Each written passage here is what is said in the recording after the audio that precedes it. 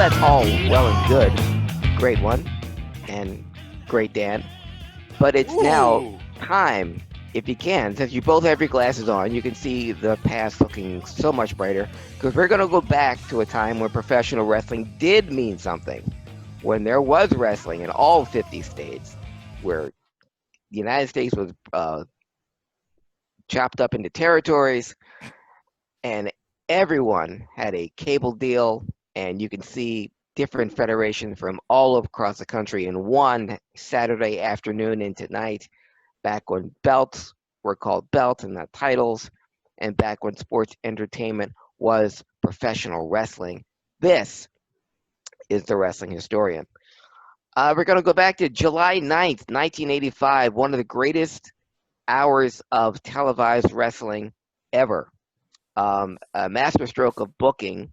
On July 9th, 1985, an NWA Tag Team title match was the only match on the entire show. It was the Koloffs, well, Ivan Koloff and Crusher Khrushchev, and they, along with Nikita Koloff, were the NWA Tag Team Champions. They invoked the Freebird rule that any two of the three could defend the Tag Team Championship. So they were the NWA Tag Team Champions, defending the belts against the debuting Rock and Roll Express. And Yeah. that match took place July 9th, 1985, at a TV taping in Charlotte. But the match took the entire hour of the show. No other matches, there was commercial breaks, and the matches kept on going. And at the 55-minute mark, the Rock and Roll Express, in their debut in the NWA, they had never wrestled there before, beat Ivan Koloff and Crusher Khrushchev to win their first NWA Tag Team Championship and put the Rock and Roll Express on the map and onward to their Hall of Fame career. And it was Dusty's idea, Dusty Rhodes, the late great one, to bring in the Rock and Roll Express on their television debut, not just their NWA debut, their NWA TV debut, win the tag team titles in their first match there, hold on to them, start a program with the Koloffs. A week later, the Midnight Express would debut, and it was Dusty's idea, keep these two teams apart for an entire year until they would meet.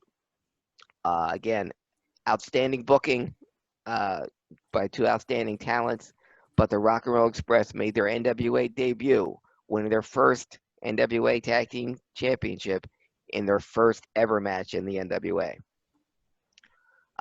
15 years later, on July 9th, 2000, Dan, we talked earlier in the show about WCW, the demise of WCW, and some bad ideas. Well, July 9th, 2000, once again, we're Bash at the Beach. Well, last week on the Wrestling Historian, we talked about the historic Bash at the Beach, where Hulk Hogan debuted as the mysterious third partner for Hall and Nash, and the formation of the NWO.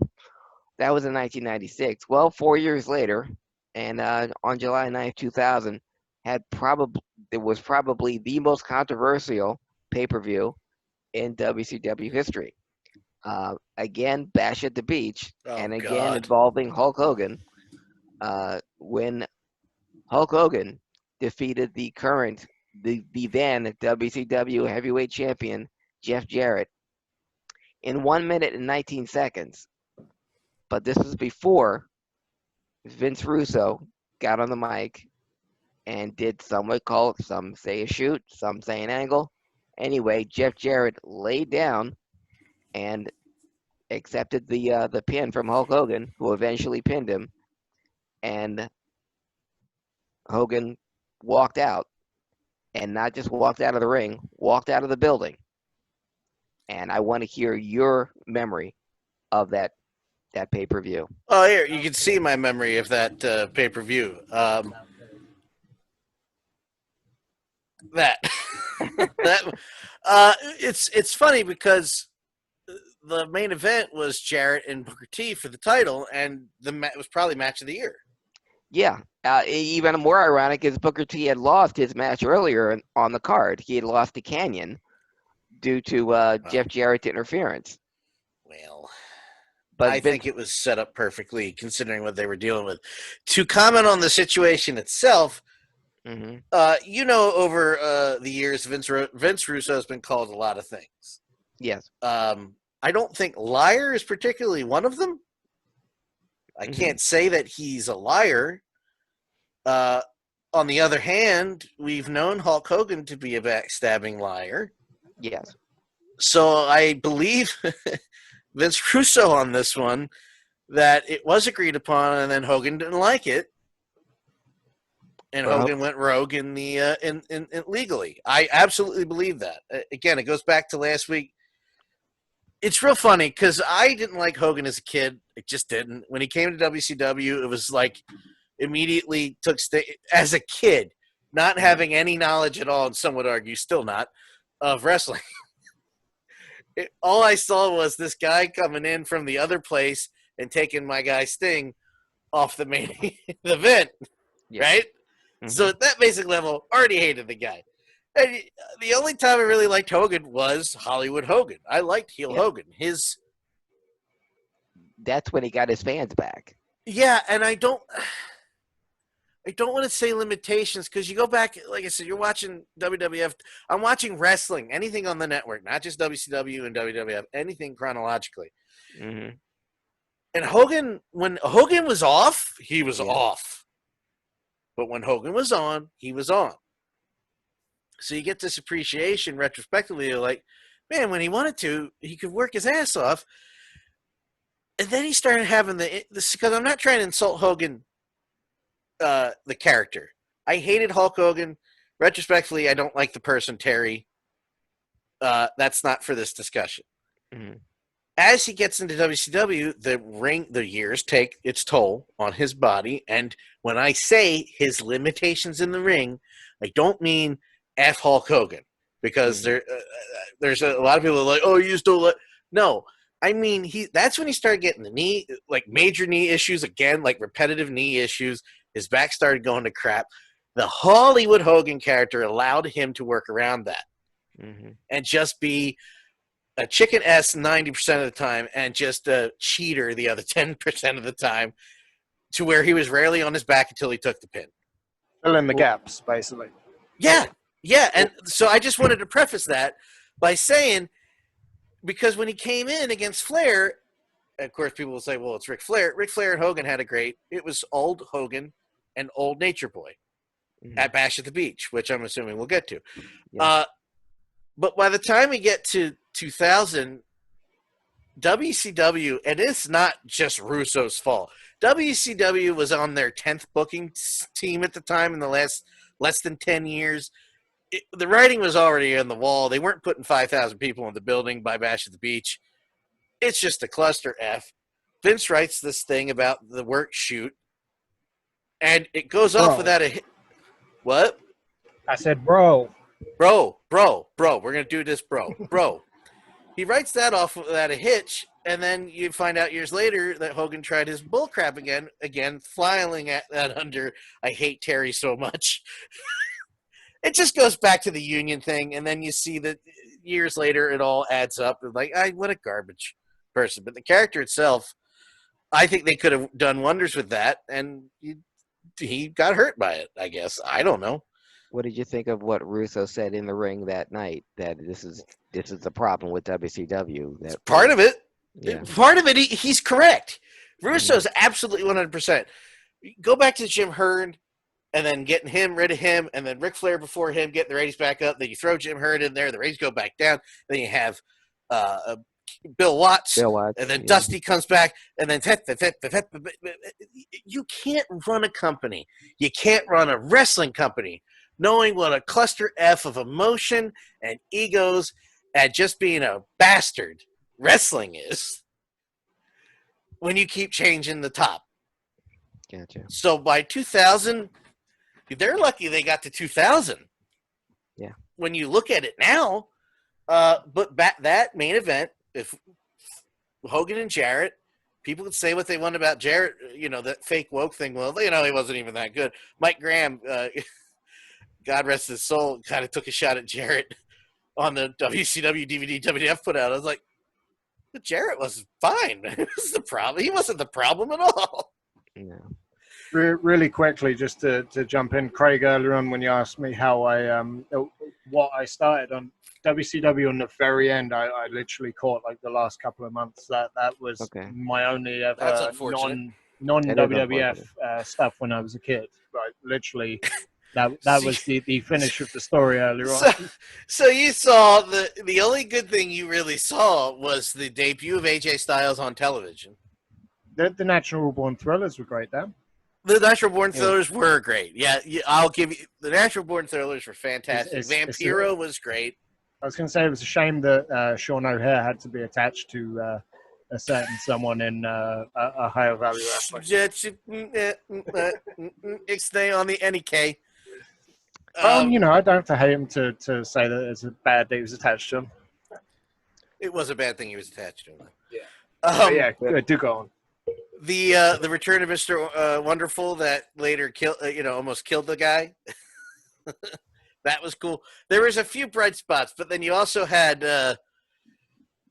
Dusty and Dustin versus Jarrett and Flair, and that was. I remember actually watching that. Yeah. Yeah, exactly.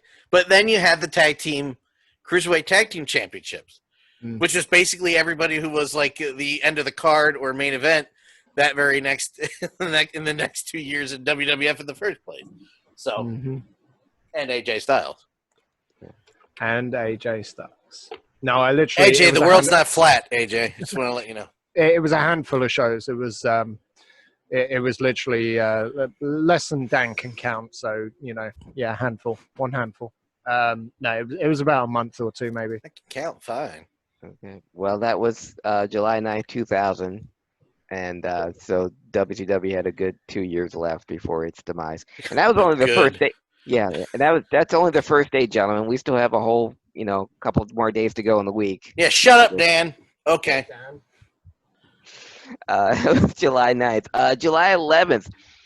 Very interesting date. July 11th, 1992. WWF did a rare house show in Charlotte, North Carolina.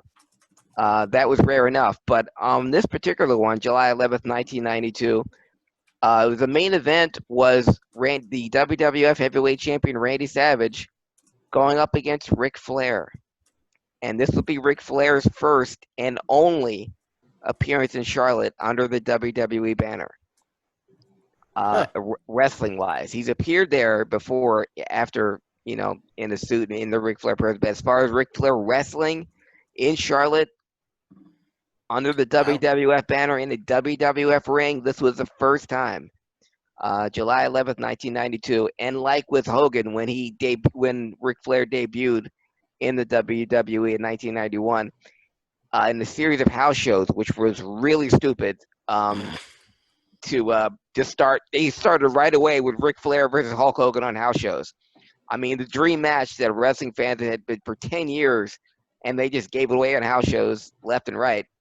And they did the same thing with Savage when Savage was champion, and Ric Flair pinned Randy Savage, the WWF Heavyweight Champion, with a foreign object. And after the bout was over, when Ric Flair put the foreign object under in his armpit, when the referee raised his hand, it fell out, and the referee saw it and reversed the decision. So you had an old NWA finish that was an 80-gram special in a WWF ring. I have no doubt that it was Ric Flair's idea to do that.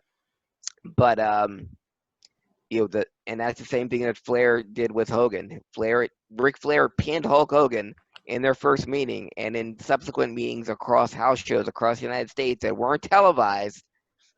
And he would pin Hulk Hogan, and the referee would find a foreign object and disqualify Ric Flair. And while this happened July 11th, 1992, Ric Flair's first match in Charlotte in the WWF, and will be his only match in Charlotte as part of the WWF. July 12th, 1986, speaking of last and only, July 12th, 1986, in Madison Square Garden in a WWF house show. This is at the height of WrestleMania. An interesting card took place. First of all, Jimmy Hart won a 22-man, $50,000 battle royal Hmm. by hiding under the ring, and Greg Valentine and Junkyard Dog eliminated themselves, and Jimmy Hart would win the Madison Square Garden battle royal. And you were talking about earlier, a great one about Dan being able to count on one hand. The amount of battle royals in Madison Square Garden you can count on one hand. And Jimmy Hart, for all of history, will be a winner of one of them.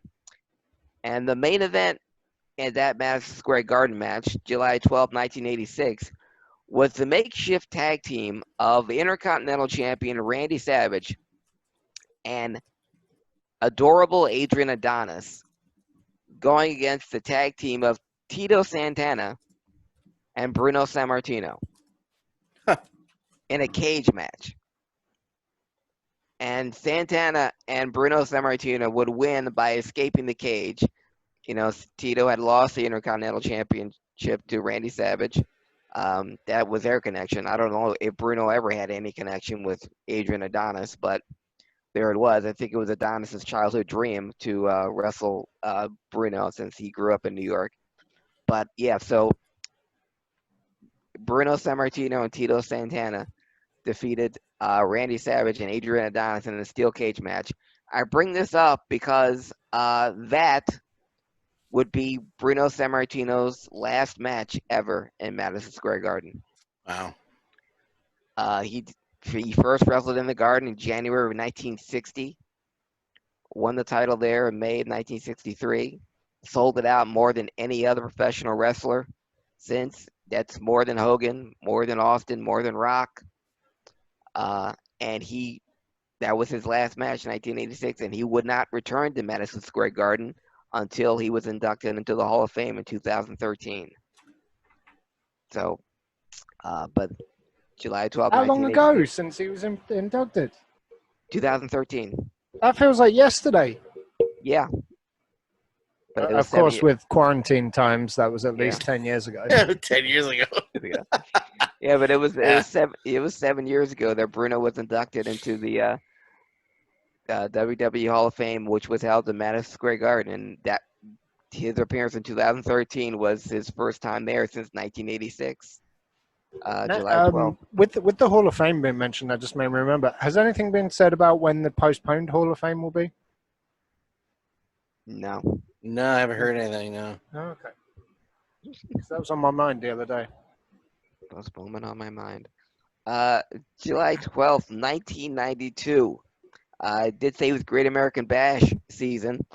Well, the Great American Bash pay-per-view took place July 12th, 1992 in Albany, Georgia.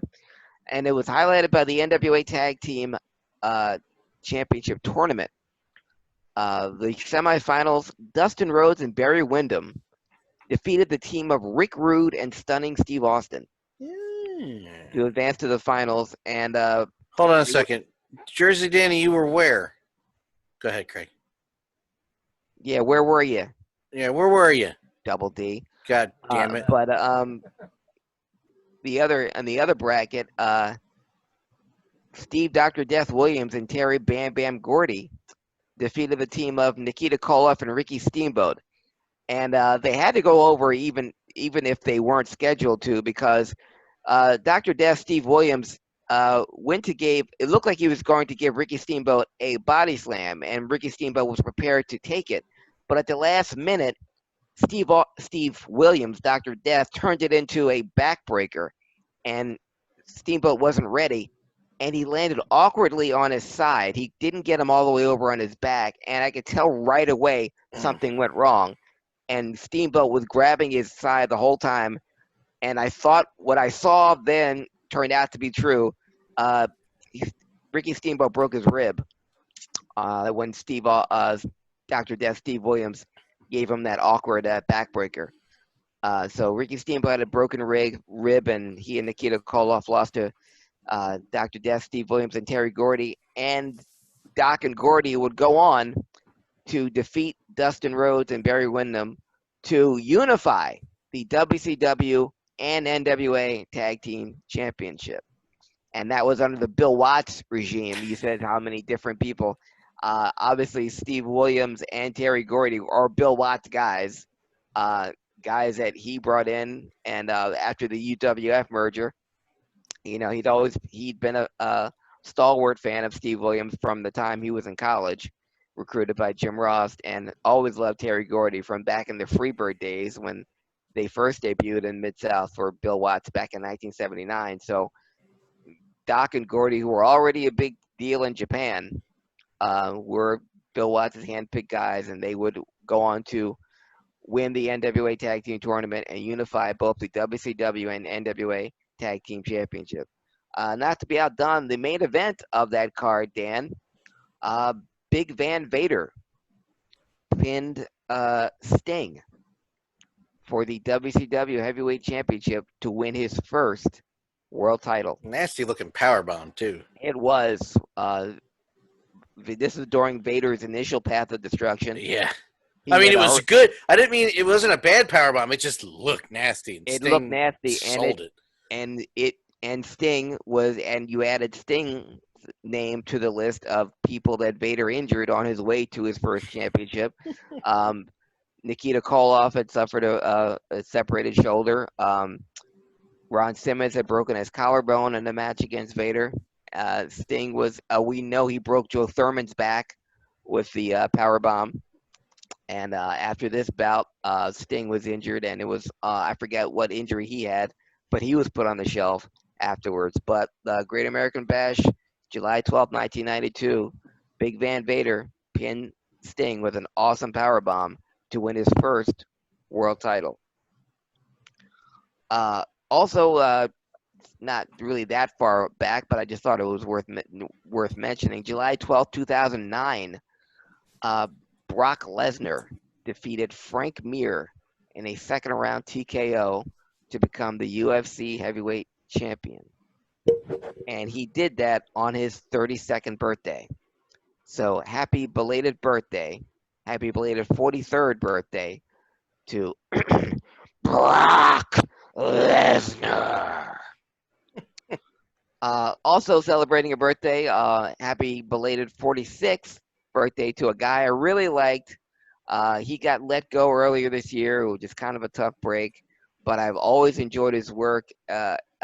He's what I hate the wrestling product today because it seems like it's one long skit, but this guy did comedy within the framework of professional wrestling, and he made it work. So happy belated 46th birthday to Sugar Shane Helms, Gregory Helms, Hurricane, one of my favorite performers. His angle with Rock is one of the few angles I would go back on YouTube and watch again, just because it was so hilarious, and you could tell Rock was having a good time doing this. And this was at the beginning of Rock's movie star climb, so he really was saying goodbye to the WWE at this time, but he came back.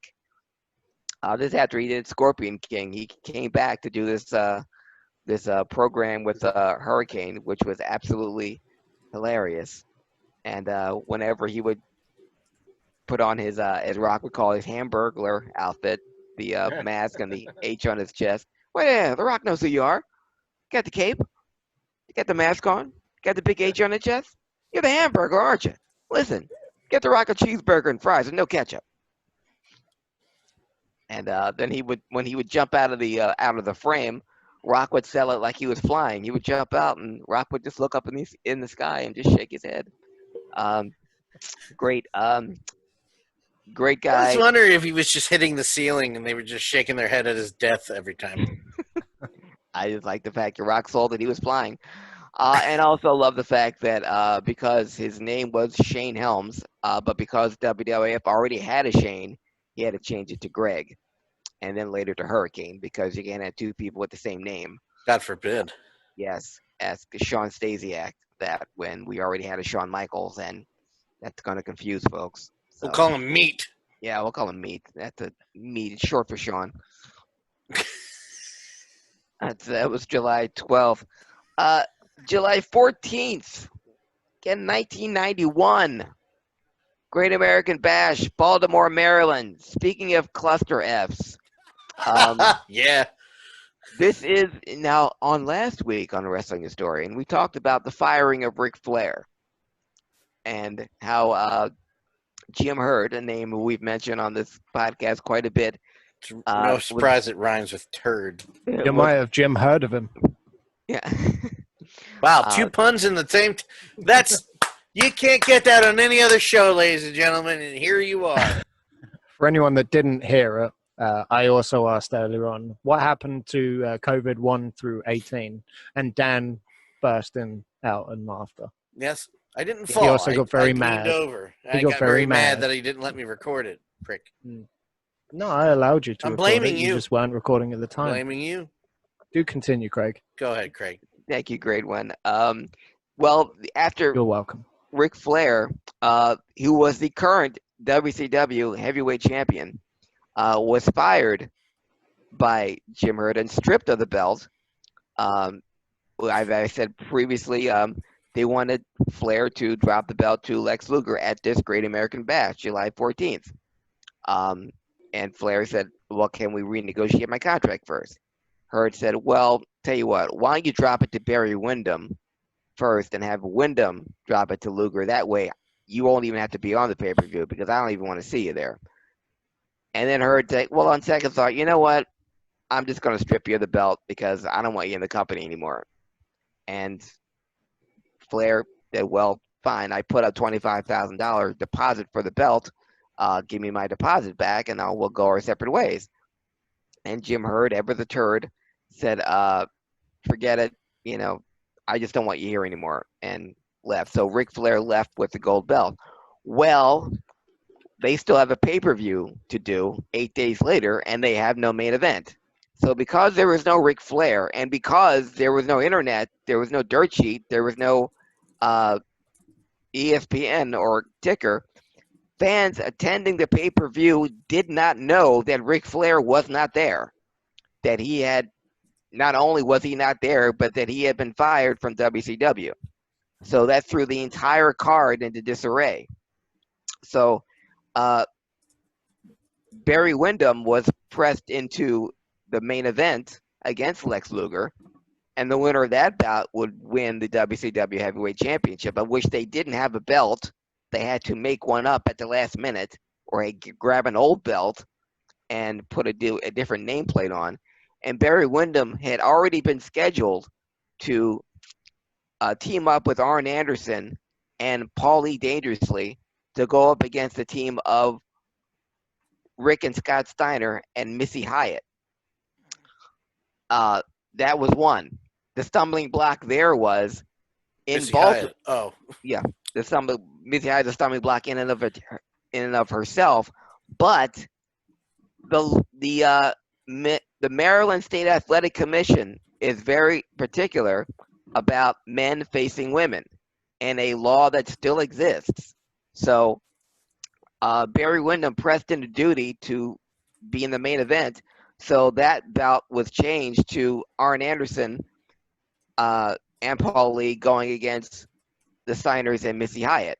But because of the law that men can't face women, the Hardline agency, the tag team of Dick Murdoch and Dick Slater, kidnapped Missy Hyatt before the bout, so there wouldn't have to be a male versus a woman. Arn Anderson was accidentally knocked out by Paul Lee's phone, so Rick Steiner pinned Paul Lee in that match. And Scott Steiner had been injured earlier by Dick Murdoch and Dick Slater. The two Dicks took out one Scott. So that entire thing was thrown into disarray. So they had to work around the male versus female match. They couldn't happen by kidnapping Missy Hyatt and having Arn Anderson knocked out. And so Rick Steiner pinned Paulie Dangerously. Also on that card, for weird reason, the dark match on that card was Junkyard Dog versus Black Bart. Two guys that were past their prime, and their bout went 12 minutes, which was longer than any match on the card except for the main event. And that was a dark match, so it wasn't even televised. Another match that made absolutely no sense. The team of PN News and Bobby Eaton took on the team of Terry Taylor and Stunning Steve Austin in a scaffold match. I don't remember this.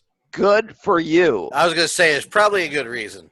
And they changed it at the last minute, just like they changed the Wyndham, Arn Anderson, Missy Hyatt, Paulie Dangerously match. They changed it to, instead of someone getting shoved off the scaffolding, you had to go to the other side and grab your opponent's flag. But what I found most interesting was you had Bobby Eaton and Steve Austin, the two best wrestlers probably on the entire card, and you had them on a scaffold. Yeah, good. Totally. Yeah. Other matches on that pay-per-view, Great American Bash pay-per-view. The Diamond Stud defeated Tom Zank, and Ron Simmons defeated Oz. So Hall and Nash were making their debuts 5 years before Bash at the Beach as the Diamond Stud and Oz, respectively. And in their first match ever, remember I said at the top of the Wrestling Historian, the Rock and Roll Express won the NWA Tag Team Championship on their first match in the NWA. Well, cut to 6 years later, and Ricky Morton went up against Robert Gibson. Ricky Morton had turned heel a week earlier and joined the York Foundation, and this will be the first, last, and only time the Rock and Roll Express faced each other. And Ricky Morton defeated Robert Gibson in a match that went about 5 minutes, but the music had died, and rock and roll had broken up for the first time in 15 years. Obviously, they would go back together again because Rock and Roll Express didn't have their last match until 2019. So, but that was the first time they ever faced each other on that pay-per-view, that Great American Bash, July 14th, 1991. And, of course, the main event, Lex Luger would defeat Barry Windham with a pile driver to win the WCW Heavyweight Championship, to the very loud, audible cheers throughout the entire card of We Want Flair. Yeah. A very loud, very distracting pay-per-view that did a 0.4 or 1.4. Yeah. But yeah, Great American Bash pay-per-view, July 14th, 1991. First one without Ric Flair. And boy, did you notice. Exactly 1 year later, July 14th, 1992, right here, Philadelphia, Pennsylvania, at the old Philadelphia Original Sports Bar on 8th and Market. Jimmy Snuka defeated one Johnny Hotbody to become the very first ECW heavyweight champion. Wow. Which brings us to today. Some birthdays to get out of the way first. Happy 69th birthday to Mr. James Janos, who has had a very distinguished professional wrestling, political, and entertainment career. James Janos, who you all know as Jesse the Body Ventura. And also a happy 78th birthday to possibly the greatest Mexican wrestler outside of El Santo. At one point, he may have been one of the top paid wrestlers in all the United States, comparable to Andre, Bruno, or the current whoever was the NWA champion at the time. But one of my dad's favorite wrestlers, happy 78th birthday today to the man of 1,000 masks, Mil Mascaras. Mil Mascaras, who one of his last matches on TV was against Cactus Jet. Yes, so Cactus Jack rakes across the coals in his book. Foley is good. Yes, he does. Yeah, not a very well liked Nope. man. I do like that it's Jim Cornette that tells him, do that spot. Yeah, Do that spot. yeah. Don't tell anybody. I'm telling you it's fine. Don't worry about it. Do the spot. And people on TV thinks he dies. Just all you hear I thought is he was dead. The audible gasps. Yes. you just it's like I saw Spider-Man Homecoming in theaters opening night, and they're going through the prom montage. Hmm. And as the montage ends, he knocks on the door. He rings the doorbell and opens the door, Yeah. and it's the Vulture. And you could hear the theater go, Yeah. Hey, you must be Peter. I'm Liz's dad. "Oh Right my over God, there. what a goddamn work that is!" Oh, it's beautiful. Same thing with that. They have that whole thing, which is a slog. That match is a slog. Is the best word for it. And then at the end, just bop! Damn. Audible gas. Happy 78th birthday to Mil Mascaras. Also on this date, 1983, a very interesting tournament took place. On a previous pro wrestling historian, I mentioned the fact that Harley Race would regain the NWA Heavyweight Championship. He defeated Ric Flair June 20th in Missouri. So while Harley Race was not only the NWA Heavyweight Champion, he was also the Missouri State Heavyweight Champion. He had to give up the Missouri State belt. Well, there was a tournament on this date, 1983, to crown a new Missouri State Heavyweight Champion, still regarded in the 80s as the number 2 belt in the NWA, and whoever holds it would eventually be world champion because so many world champions had held it previously. Well, in the tournament final, Ric Flair defeated David Von Erich to win the Missouri State Championship. Interesting bracketology, though, Dan, because to get to the quarterfinals, Ric Flair defeated Butch Reed. David Von Erich defeated Blackjack Lanza. But had the bracketing gone the way it was supposed to, Hulk Hogan and Crusher Blackwell went to a double countout. Had Hulk Hogan won that match, his next opponent in the Missouri State title tournament would have been Ric Flair. All right. So that would have been their first match ever, July 15th, 1983. Now, keep in mind, Hulk Hogan had already left the AWA at this point, and was still wrestling matches in Japan. And his debut in the WWF was less than a year away.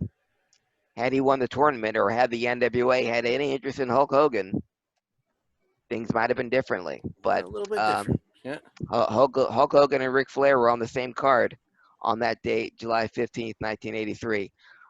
Normally, I would wrap up Wrestling Historian right now, but I want to give a special attention to a wrestler who we lost last month, and I was reminded of it during our current wrestling climate.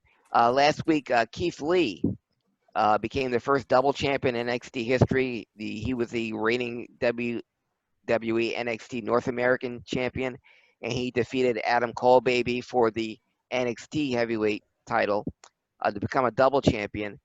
And he thanked his trainer on Twitter, and he thanked him in a post-match interview. His trainer, the great Killer Tim Brooks. Killer Brooks not only trained Keith Lee, but he also trained one Awesome Kong, a great trainer, a great guy, whom we lost June 30th of this year. He was 72 years old, and he had a battle with cancer, and we lost him on June 30th. And I wanted to give a special mention to him. Killer Brooks was a great heel in territories throughout Texas, Georgia, world class in Mexico and Japan. He was trained by Dick Murdoch and Skandor Akbar, a great friend of Bruiser Brody. But he's probably best known for one of the most underrated angles in professional wrestling history. March 20th of 1983, Tim Brooks, defeated Paul Orndorff for the NWA National Heavyweight Championship in Georgia, which was one of the big titles, one of the biggest regional titles in the NWA, next to the Missouri State title, the National Heavyweight Champion, because it was on TBS, the Superstation, so it was a big deal. Well, Killer Brooks pinned Paul Orndorff for the National Heavyweight Championship, but then he sold the belt for $25,000 to Larry Zbyszko. And Larry Zbyszko was the recognized national champion from March 20th to April 30th until the NWA president Bob Geigel got involved and told Larry that titles cannot be changed that way. A tournament was held, and Larry Zbyszko would win the tournament, and that would start the epic heel run of Larry Zbyszko, because he was only known in WWF, and he came on the NWA on TBS claiming to be the man who retired Bruno Sammartino. So he was mentioning the WWE on an NWA show, but he bought the national title from Killer Brooks in an angle that would be repeated 5 years later when Ted DiBiase bought the world championship from Andre the Giant. But it was done first by Killer Brooks, and it's still one of the most underrated angles in professional wrestling history that Killer Brooks was part of that, because I always wondered, after the NWA stripped Larry Zbyszko of the National Heavyweight Championship, did Killer Brooks get his $25,000 back? I need to So know. you should always keep your receipt. Yeah, I need to know this. I did need to know. I still need to know that. I always wanted to, if I ever met him, I wanted to ask him that. But sadly, I won't get the chance. We lost Killer Brooks June 30th of this year again to cancer. He was 72 years old. Didn't even know he died. Yeah. That sucks. Yeah, I remember Keith Lee tweeting about it when it Yeah, happened. I just found the tweet and retweeted it. Yeah. But when he won and this is on the WWE Network, in his post-match interview, he dedicated it to Killer Brooks.